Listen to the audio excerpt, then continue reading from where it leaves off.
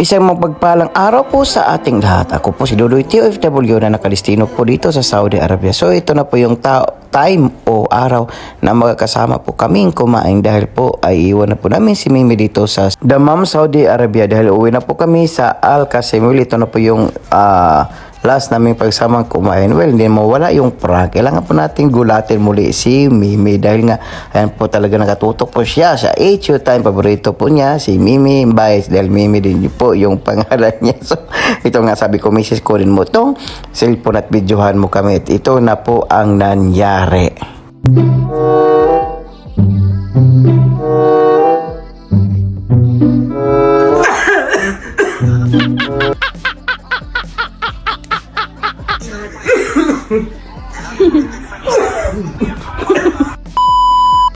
So ito, naka-ready na po lahat. Andito na po ako sa sasakyan at tinignan ko po talaga yung kilometer para makwenta po natin kung ilang kilometro po talaga ang layo. So nasa 118,000 kilometers po yun, no? So kikwentahin po natin yan pagdating po namin doon sa Qasim kung talagang totoo po yung Google Map. So dito na po lahat po ng ating mga karga po dahil po may binili po yung anak ng boss namin para sa kanyang nanay.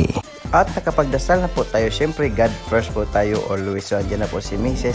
Lumabas na po siya. Oh, parang nakakita siya ng multo. Hoy, ako lang to. Takbo. Well, meron po talaga siya nakalimutan doon sa loob, no? Kaya yun, bumalik at muna naman siya sa loob. Antayin po natin siya, lalabas siya para alis na po tayo, magkapag-umpisa na po tayo sa ating journey na napakalayong na lugar talaga ko mga guys, no? So dito sa next video clip makita po natin kung ilang kilometro at ilang oras po talaga ang tatakbuhin natin. Well, hindi naman talaga ito talaga masusunod, no? Ayan po, nasa 7 hours daw at 18 minutes, nasa 752 kilometers. So abot po tayo siguro ng 4:29 PM, but hindi po masusunod yan dahil alam niyo na, basta mamaya po mayroon po tayong dadaanan mga boys, mga guys. Well, inalala ko nga po dito, kung naalala nyo pa po noong nakaraang video po nito ay nung papunta po kami dito sa Dammam, diba sinabi ko sa inyo mga boys, mga guys, na mayroon po tayong pusa. Sana andun pa po sila at hindi pa po kinuha na kanilang nanay palabas ng ating bahay na umpisa na po kami. Alam nyo mga boys, mga guys, na ikakaiba po talaga dito ang pagdating po sa mga big road o kalsada po dito sa Saudi Arabia. Kita nyo naman po yung mga pins na yan, mga bako na yan mga boys, mga guys, no?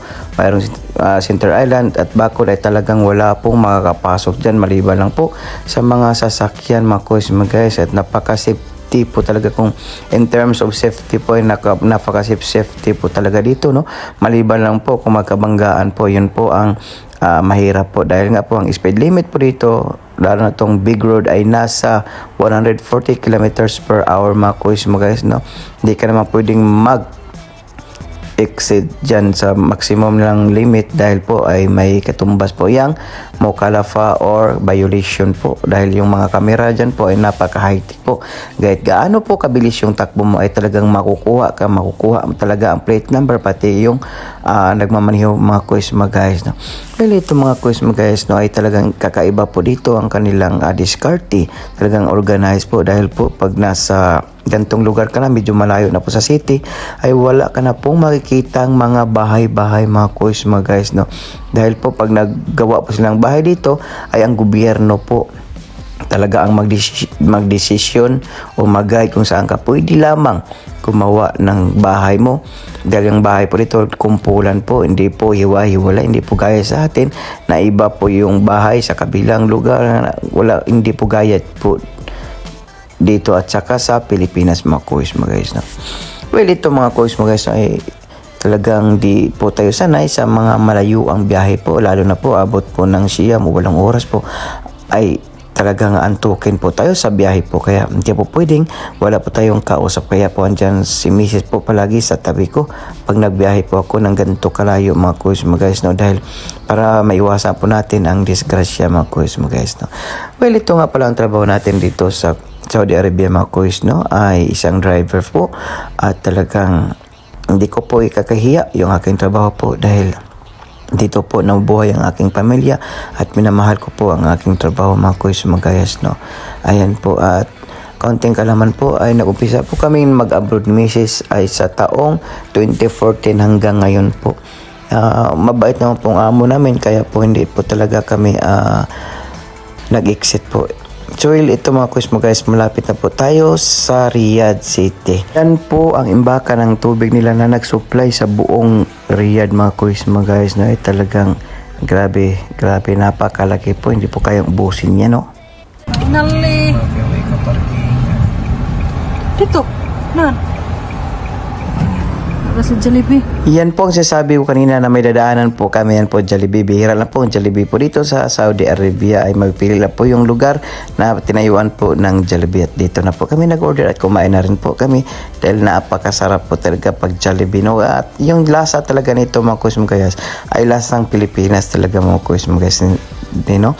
At meron din silang rice. Di po gaya ng McDo dito ay wala pong ka-rice mga kuis mo guys. Kain po.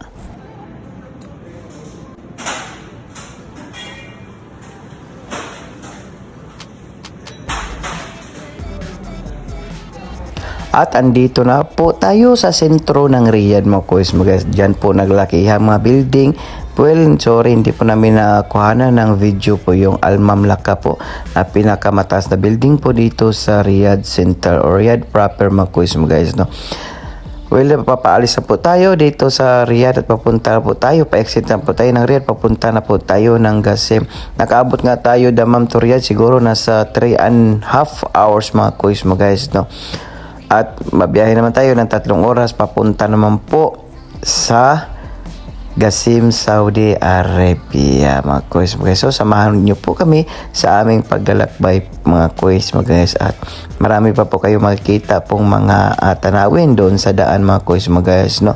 Na talagang sa palabas mo lang nakita but now nakita na po namin sa actual yung mga desierto mga kois mga gayas, no? Well, ang daan nga pala dito mga kois is pareha lang din po sa daan ng papuntang Dammam to Riyadh. Ang Riyadh to kasi mga kois mga guys, no? Parehas lang po yung kilometer per hour 140 speed limit at bawal ka mag-exist dahil alam niyo naman may kolafa or violation mga kuis. So nabutan na po tayo ng sunset mga kuis, no? Malis po tayo ng Dammam ng alas 10 ng umaga. Ito hapon na po at palubog na po yung araw. At medyo malapit-lapit na rin po kami sa aming destination mga kuis mga guys, no? Siguro nasa 2 oras na lang at makakarating na rin tayo ng safety mga kuis mga guys. Well, ito nga pala itong lugar ito mga kuis ay talagang namangha po ko dito ko dahil ito po ay bundok ay talagang binutas po nila para po may shortcut na daanan. Kung titignan nyo pa yan sa likuran ay talagang napakahabang bundok po yan at talagang na-miss po talaga ko dito mga guys, no? Dahil ako pong gumawa ito pala lang.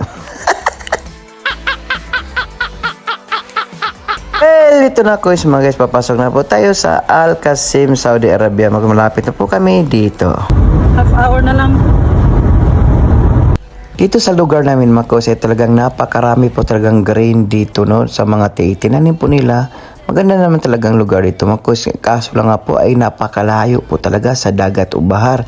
Ang dagat po yung pinuntahan namin sa Dammam. Napakalayo po dito para na kaming nasa sentro po ng Saudi Arabia. Tingnan nyo po yung mapa, nasa sentro talaga. Napakalayo po talaga ang dagat dito mga kuis, no? Well, dito mga kuis hindi naman masyadong matraffic dahil hindi naman to kalakihan itong city po itong unahin sa mga kuis mga guys, no? Yan, pag nakapasok ka na dyan, pag nakita mo na yung Torre ni Babel dyan, yan na po yung palatandaan ng nasa Qassim ka na. Well, dito na po kami, papalapit po tayo sa aming paruroonan or sa bahay po. Sana po andun pa po yung mga pusa na inalagahan po natin at hindi po sila umalis sa bahay mga kuis, no? Dahil alam nyo naman mga kuis, talagang cat lovers po tayo o animal lovers po tayo.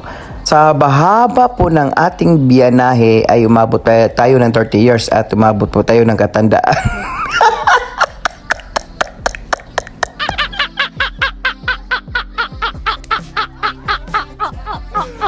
Maraming salamat Lord God at nakarating po kami ng safe po dito sa aming paruroonan sa bahay po mga kuis mga guys, no? Maraming salamat po Lord dahil sa napakalayo po ng aming binahe at talagang safety po kaming nakarating po dito. Well, wala po tayo ibang iniisip dito kundi tignan o sorpresahin natin ang ating pusa kung andyan pa ba o wala na. Dahil alam niyo naman po sa Magayas ay umalis po tayo ng 5 at 12 po tayong bumalik. Well, ayun na po, nag-packing na po tayo at dito na po. Nakakarating na rin tayo sa wakas mga kois Magayas. No? So ito po yung inabot mga kois. No? Pag-start po natin ay 118,847 po. So ngayon na nasa 119,615 kilometers po. Well, i-minus po natin yan kung ilan po kilometro lang inabot, no? Ito na ang resulta mga kois. 768 kilometers pala ang tinakbo natin. Dammam to Al-Qasim.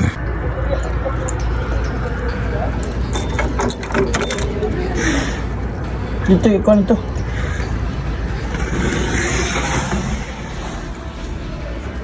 Aman. Huwag naman din. Ang layas na. Ginhato sa kong day. Ha? Paghato. Wala.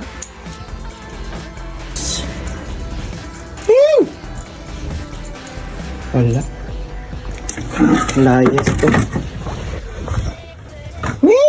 Huwag ginagawa yung kakuan. Kapre. Ay, naara. Ha? Nasilalo. Thank you Lord at andito pala sa ilalim nagtatago kasi natatakot nga dahil nga 1 week po kaming nawala po dito. Thank you for watching po at dahil umabot po kayo dito, please follow, like, and share mga kois mga guys, no? At pakikomento na rin ng inyong mga mensahe. God bless all. Bye bye. God first.